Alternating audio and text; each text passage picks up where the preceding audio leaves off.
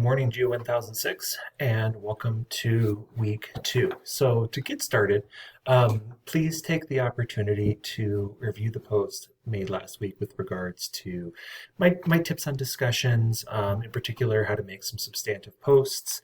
I've got a recorded short conversation about this particular topic, and then also just kind of read through the comments that I made there.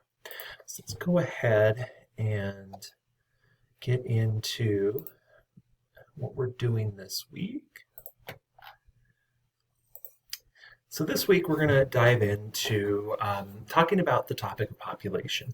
And our goal is to try to understand the process to which our population spreads, grows, and can either stabilize or can decline due to a whole host of factors. And so in essence, right, you're going to build upon the tools that you learned last week with regards to, what is human geography, the study of geography, and a whole bunch of other ideas, and really just try to understand that as a geographer, what we're trying to do is, in our effort to understand human impact on the environment, we need to understand population data. We need to analyze it. We need to understand the social, economic, and environmental factors that explain, population growth, population decline, whether that's fertility, mortality, all of this to better understand, right, these kind of global trends and the impacts moving forward in the course on, resources, the transition from rural to urban, issues of sustainability, etc. So if we take a look at the syllabus for this week, try that again.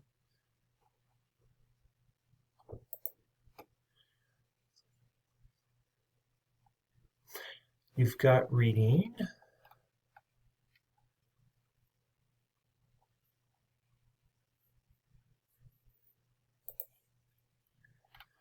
chapter 2.1 and 2.3.